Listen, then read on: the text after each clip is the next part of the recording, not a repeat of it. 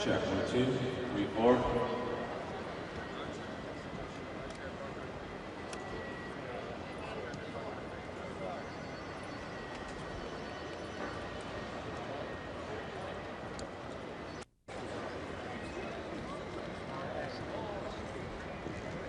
Solution, you know, our campaign slogan is vote or die.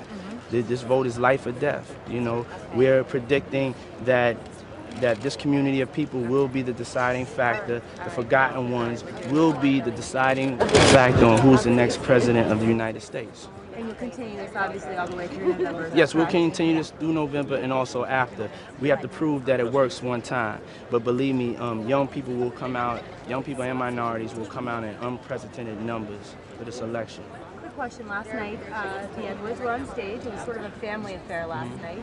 What do you think about the whole family affair going on? You know, Kate introducing her mother, you introduced John, and the two kids came on out. Do you think this is sort of the Democratic secret weapon, the family coming out for? To be honest, this is a big show, just like the Republican convention is a big show. You know, at the end of the day, we want to see what whoever's elected is going to do for the people. You know, this is, you know, this whole thing is orchestrated, just like at the Republican convention, it's orchestrated. Would be impressive if they take their families into the projects and, you know, and show them how other people are living, and take their families into situations that will maybe make them uncomfortable, you know, places that they know if they're elected they have to make some changes in, because their reality of their nice family is not the reality of everybody else's family. There are people out there that need help. And so beyond this convention and the Republican convention, we want to see, you know, if some of the candidates and politicians and the delegates are going to really be in there getting their hands dirty, make some changes in our communities.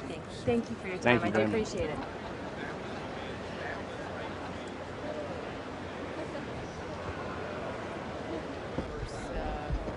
Ideas and realities that doesn't correspond with the way most Americans live or think about issues, and so frustration. It really seemed funny to me. He's notorious, okay? And I think it's because he doesn't know he shakes every hand. Absolutely. Right? Well, he is in the moment. Yeah, absolutely right. And so we don't want him to go. And the people... And he doesn't want to. And he doesn't want to go. And the people where he's going, once he gets there, are so happy to see him that it really is a different kind of time.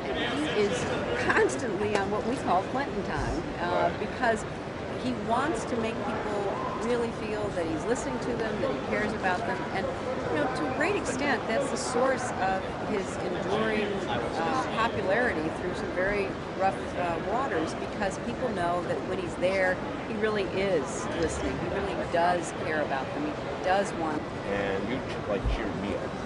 Remember that. This is not a good time. And people said to me, like, I don't know how they stay married. And I can't think of a couple that would more made for each other.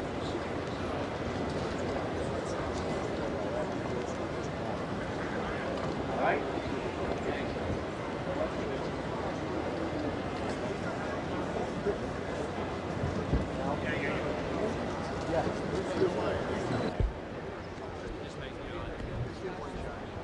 No stopping this man. Once again, a winner. This time in the Viewer's Choice category. Puff Daddy, congratulations. Yes. Thank you to the fans.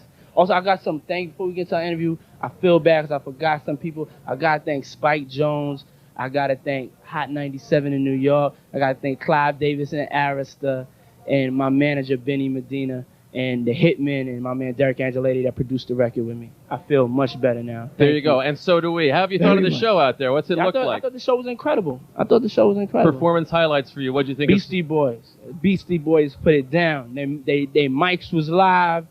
They was live. The DJ was live. the flavor of the Beastie Boys. Come on now, what, 12, 13 years into the game? Unbelievable. Yo, and they was hot. How about Madonna and Lenny Kravitz? What do you think of that? Madonna and Lenny Kravitz was ill. The whole show was just so.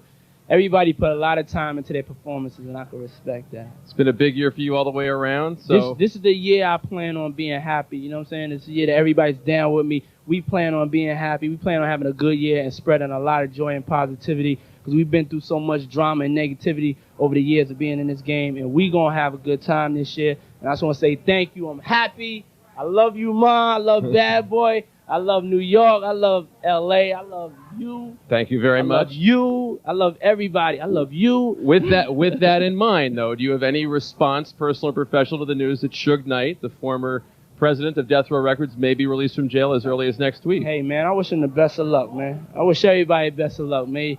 I just wish everybody the best of luck. I ain't got nothing negative to say about anybody. Just positivity in 98. Big basketball game coming up maybe with Bad Boy and No Limit. Bad Boy and No Limit. I'm going to take it, no doubt. We going to take it. Master P, wherever you at, congratulations to you and all your success, but we going to bust your ass on that court, all right? You heard it here first. Back to you. Yeah. That's right, Kurt. We are back here, and this place is like just jammed with VIPs, isn't it? Yeah, it's crazy. A lot of VIPs. You can't even get to the bar here. It seems like the whole audience is VIP. Now, you guys delivered a rockin' version of Ghetto Superstar tonight. That was very cool. Yeah, we try to make it a little interesting, you know what I'm saying? Yeah. Not some regular, typical show. Exactly. How you like it? It was awesome, man. It was definitely the most rockin' version of it I've ever heard. Yeah, definitely. Thanks to Wyclef, Old Dirty Bastard, and Maya. Now, Clef, of course, picked up on a word himself tonight. And he has something to say about Haiti and the reference to Haiti in Stella Got a Groove Back. Did you have any thoughts on that? Well, you know, I didn't see the movie, so I can't make no judgment on it. You know, I'm going to see the movie to see what he's talking about, you know. Right. So what's up next for you, man? Dropping the album, next single, Blue Angel. Coming October. Maybe next year I'll be nominated again. Yeah.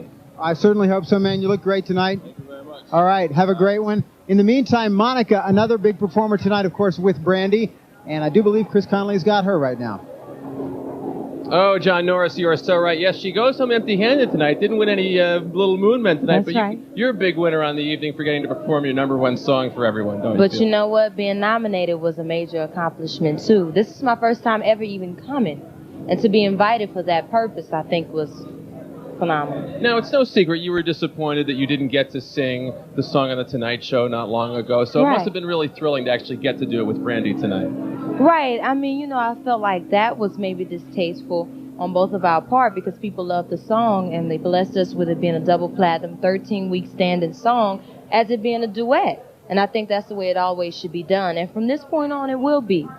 That was a real thrill for you being up there and singing. Were you nervous at all? You must be nervous. Of course. I came down a flight of steps in some 4.5-inch heels. Let's take a look at these shoes here. Now, these are like painful. That is right. 4.5 inches, right? That is 4.5 inches. I don't know if they can catch that.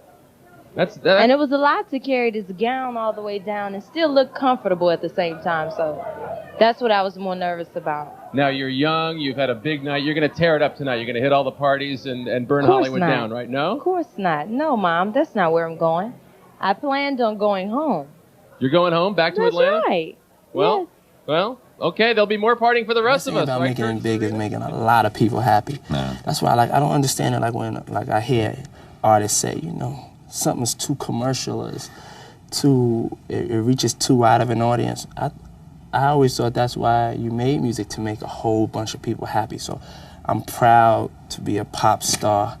I'm proud to have a label that puts out pop and commercial music that a wide audience could love. I don't think my mind is limited to the point where I could just produce. I think my mind is so busy and so thirsty for different knowledge and different experiences that my mind would go crazy if I was just a producer. Biggie just wasn't an artist to me, you know. He was my friend, he was one of my best friends. When I was back in 96, I was just like, I was knowing 97 was gonna be the biggest year ever, because I knew all the records we had coming out. I knew all the plans me and Biggie had together as far as going on tour, and just like really putting it down for hip-hop, represent for hip-hop all over. Is there any like classic rock or pop song that you really would never fool with, like, and kind of redo or retweak? No, there's none I really feel is sacred that I couldn't I don't think that I couldn't make it more today, make people understand. Like when I sample things, it's to make people, like a lot of the young kids that listen to my music now, younger kids, they never heard like Cyndi Lauper or Sting or, you know what I'm saying, or James Brown. And I feel like it's a shame to hold all of that back. Can you stay this hungry, though? I mean, after all the success, after the things you want to be a good father, you want to fall in love again, can you stay as hungry as you were before? Isn't something going to be lost if you want to build your personal life? I think that as long as I plant the seeds for my dreams, it will flourish. I think that other people are gonna have to come and pick up the baton, because I'm definitely gonna make sure at the end of the day that no matter what, if I gotta lose it all, that my sons love me and that I'm able to fall in love with somebody, and I'm able to be happy. I wanted to ask you about this P. Diddy thing now. Are you supposed to be P. Diddy now? Are we supposed to address you in that way? That can't be serious. No, right? no. Okay. You could address me. Sean. That's what the kids used to call him when he was young. Yeah. Well, that's what they called you, Puffy. Sean Puffy. Yeah, P. Diddy came from Biggie. Everybody, a lot of just people real close to me have called me P. Diddy for over the years. That's what the album's entitled, P. Diddy and the What does the Bad P Boy stand for, Family. Puffy? Yeah. Puffy Diddy? Yeah, no, P, it's like you would have to ask Big. I don't know, I never even asked Biggie. Listen to the track Diddy. Yeah, listen to the track Diddy which on is the really album. cool. Well, I'm about to have my acting debut in a film. It's a film called Made. It's directed and produced by Jon Favreau and Vince Vaughn. They star in it also.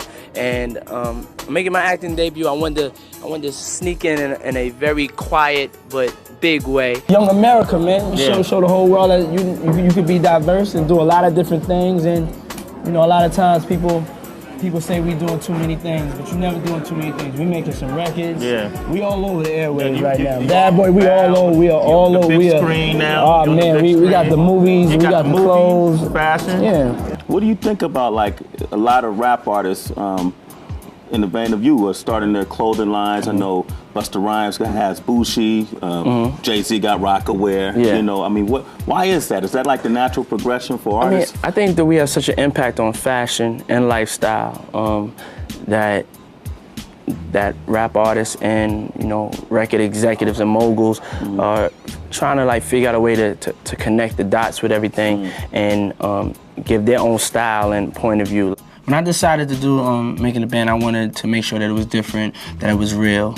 I felt that once you got 12 to 16 kids living in one house, crammed into one house, all from the inner city communities, having a hip hop background, being part of the hip hop culture and lifestyle, that you have, anything could basically happen. Are there other mountains to climb? I mean, to be honest, I'm really starting over. You know, I've had a nice long run, and I feel blessed and extremely fortunate. But you know, I'm starting over. I'm back in the studio more. The criteria of making a Bad Boy record is really paying attention to the details, making sure it's the best that we could give when we put out, from the mix to the vocals to the lyrical content to the melody. But most importantly, we always represented music that gave you a feeling. We represent music that makes you dance, makes you feel good. Being politically conscious, politically aware, don't just think that politics is a situation that's boring and that doesn't need your attention. It's something that you can affect to change. Introduce yourself again for me, sir. I'm Barack Obama. I'm the U.S. Senate candidate from the state of Illinois. And you becoming a black Democratic senator, this is a big deal. This is a big deal. Well, absolutely. You know, we've got 100 U.S. senators from across the country, and right now not one is African American. The name has changed. We made it simpler. We removed the P. The P was getting in between us. You know, this is that we entering the age of Diddy. It's 5 letters, 1 word. We making it clear and concise. A lot of my peeps in music, they've been calling me Diddy, so it's not a drastic change for them. But you know, different people all over the world, they didn't really know what to call me. So we made it simple. I think I used to chase No Way Out, or used to chase previous success, but not no more. You know, I was able to sit back and realize how blessed and successful I've been, and ready for the next phase, the next experience, you know. 10 years for Bad Boy was, you know, that was like my dream come true. 10 years for Sean John was something that I never really, I didn't have that in the dream plan. That came, and then, you know, as I was dreaming about it, I was like, I wanted to be big. But it's a huge accomplishment, you know, to have a record label and a clothing line, you know, last so long. When I started it, you know, a lot of people didn't really respect me as a designer. They didn't know how involved that I was. I think the time is going on after winning the CFDA award, which is the Oscars of fashion. People really started to stand up and respect it. I'm just focused with music all around me, you know, and focused with the great ones. It's like playing basketball. You could be all right, but if you go out on that court every day, I don't care who you are, and you start playing with Jordan, Dwayne Wade, Kobe, and Shaq, and they playing pickup games on your block, you gonna be something. If you just playing with scrubs, you gonna be a scrub. I define power in a couple of different ways. I couldn't really answer it one way. I define it in impact, the impact you have. Is it positive? Is it negative? There's two ways your power could go. The impact your power has. Does it invoke emotion? Does it change? Can you walk in a room and make it a better place? Can you enter somebody's life and make their life a better world? Can you change somebody's life for the better? To me, that's power, if you could do that. Number two is longevity. Power for, like, you know, a year, that ain't no power. You know what I'm saying? Being in the game, being around, impacting a culture for decades, that's power. And one of the things I'll have to say is relationships. You know, relationships are key. And power, how many relationships you have, where you've done things for people, where you have helped people out, and your relationships are strong. And also I base power, finally, as far as love, the love you have for whatever your craft is and whatever you're doing. And I think that comes back. Hip-hop has always been just a strictly young, you know, quick game. 4 or 5 years and that person's broke. They've never experienced nobody getting finer with time, nobody getting better with time, nobody experiencing longevity. So it's just gonna take a minute for them to have, they're gonna have to accept it, just to be honest, because it's like, with me and Jay, you're gonna have to get down and lay down anyway though, because there's other rules to this game that you're gonna have to abide by, that at the end of the day, we understand, you know what I'm saying? And we understand the importance of telling the truth. And that's some things that, you know, if you're just getting into the game, you probably telling a lie anyway, because you talking somebody else's game. You know what I'm saying? So if we still here, we here because we telling the truth. We on that. That's number one. Number two is we have certain relationships. Number three is we know how to make hit records. And at the end of the day, that's what this thing is about. You could be 5 years old, you could be 70 years old. You know what I'm saying? You make a hit record, it's gonna stand the test of time. So it's something that the game has to get used to. I think that as long as you still looking pretty doing it, and you still graceful, and you know, you should be able to stay.